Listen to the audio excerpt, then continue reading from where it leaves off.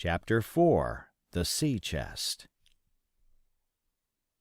I lost no time, of course, in telling my mother all that I knew, and perhaps should have told her long before, and we saw ourselves at once in a difficult and dangerous position.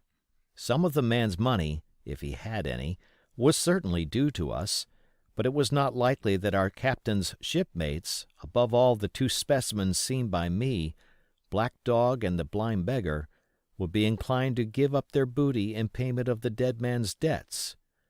The captain's order to mount at once and ride for Dr. Livesey would have left my mother alone and unprotected, which was not to be thought of. Indeed, it seemed impossible for either of us to remain much longer in the house. The fall of coals in the kitchen grate, the very ticking of the clock, filled us with alarms. The neighborhood, to our ears, seemed haunted by approaching footsteps, and what between the dead body of the captain on the parlor floor and the thought of that detestable blind beggar hovering near at hand and ready to return, there were moments when, as the saying goes, I jumped in my skin for terror. Something must speedily be resolved upon, and it occurred to us at last to go forth together and seek help in the neighboring hamlet. No sooner said than done. Bareheaded as we were, we ran out at once in the gathering evening and the frosty fog. The hamlet lay not many hundred yards away, though out of view, on the other side of the next cove, and what greatly encouraged me, it was in an opposite direction from that whence the blind man had made his appearance, and whither he had presumably returned. We were not many minutes on the road, though we sometimes stopped to lay hold of each other and hearken.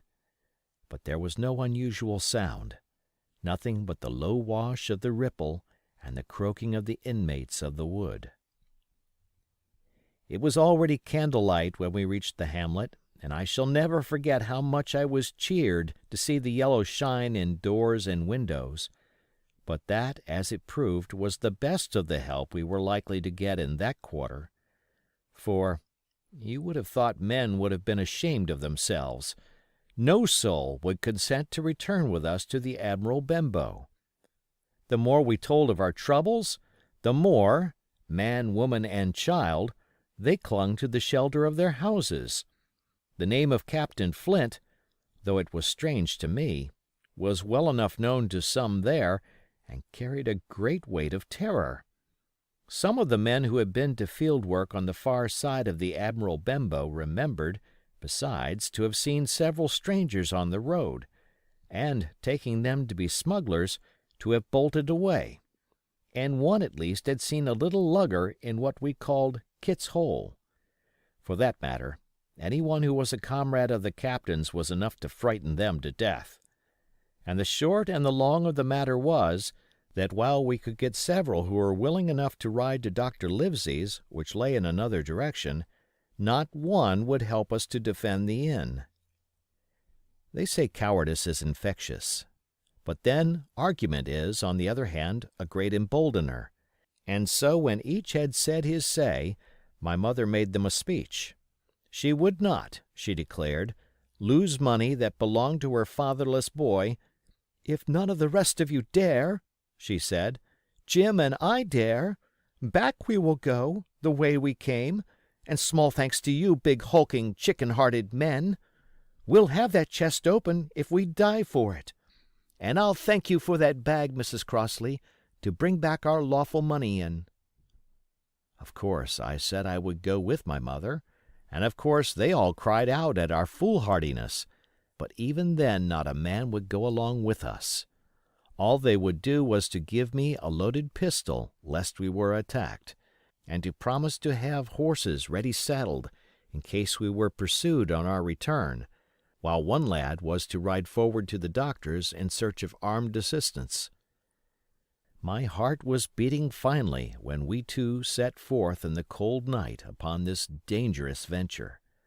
A full moon was beginning to rise and peered redly through the upper edges of the fog, and this increased our haste, for it was plain, before we came forth again, that all would be as bright as day, and our departure exposed to the eyes of any watchers. We slipped along the hedges, noiseless and swift, nor did we see or hear anything to increase our terrors, till, to our relief, the door of the Admiral Benbow had closed behind us. I slipped the bolt at once, and we stood and panted for a moment in the dark, alone in the house with the dead captain's body. Then my mother got a candle in the bar, and holding each other's hands, we advanced into the parlor. He lay as we had left him, on his back, with his eyes open, and one arm stretched out. "Draw down the blind, Jim," whispered my mother. "They might come and watch outside. And now," said she when I had done so, "we have to get the key off that, and who's to touch it I should like to know," and she gave a kind of sob as she said the words. I went down on my knees at once. On the floor close to his hand there was a little round of paper, blackened on the one side.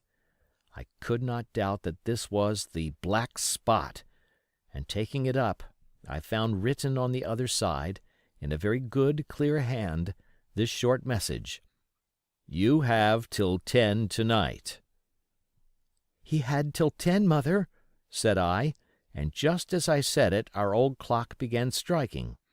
This sudden noise startled us shockingly, but the news was good, for it was only 6.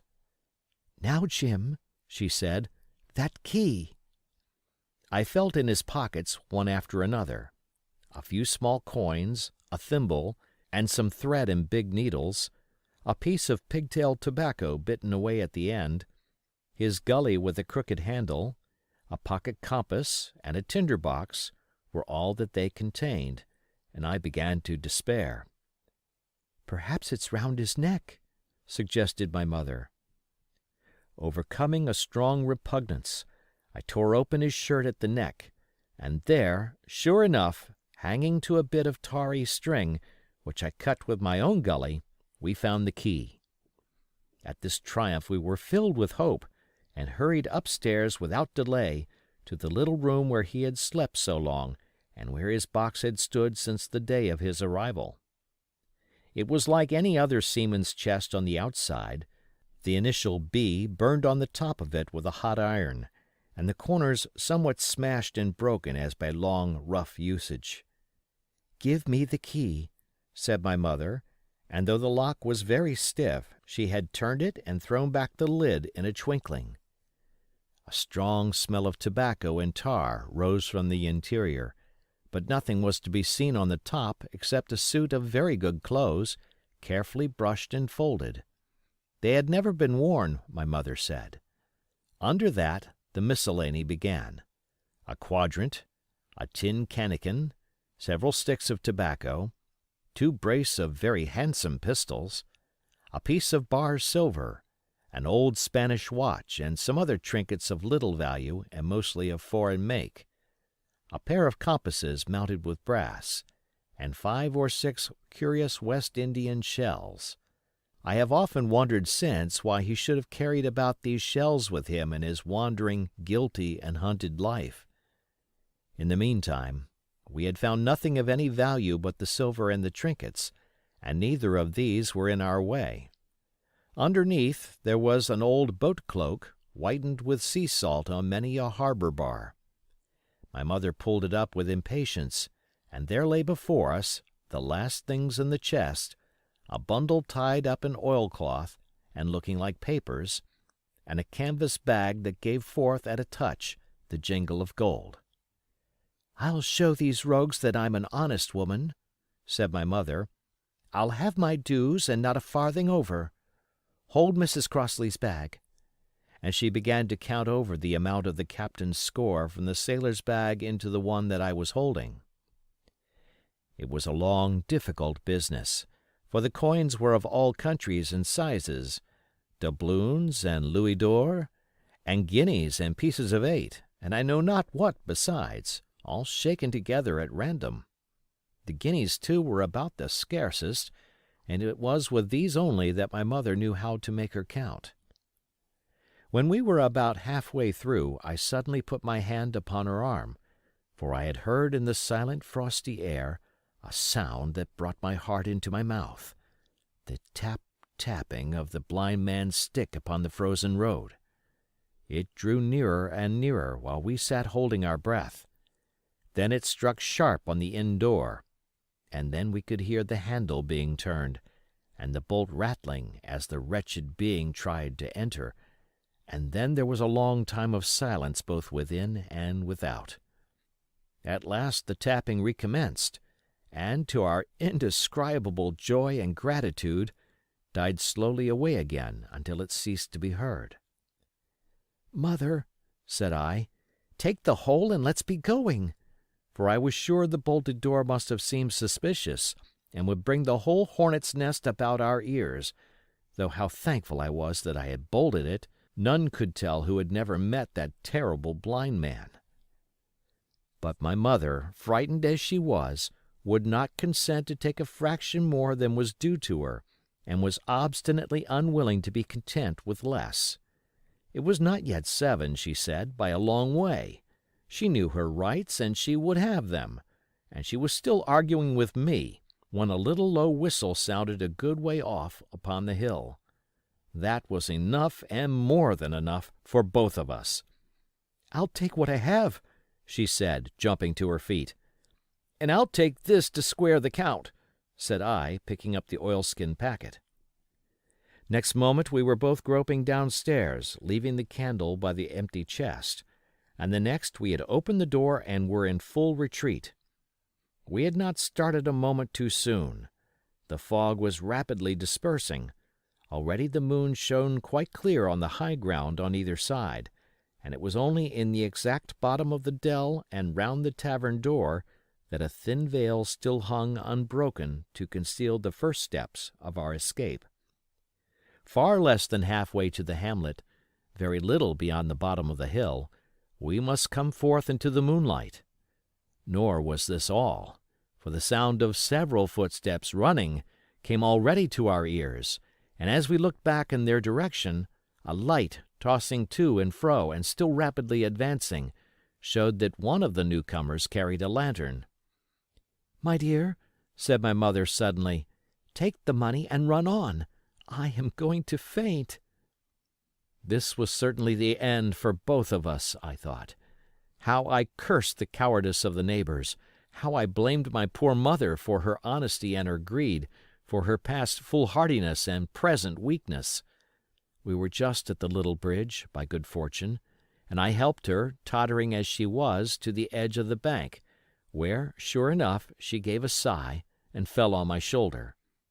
I do not know how I found the strength to do it at all, and I am afraid it was roughly done, but I managed to drag her down the bank and a little way under the arch. Farther I could not move her, for the bridge was too low to let me do more than crawl below it. So there we had to stay, my mother almost entirely exposed, and both of us within earshot of the inn. End of chapter.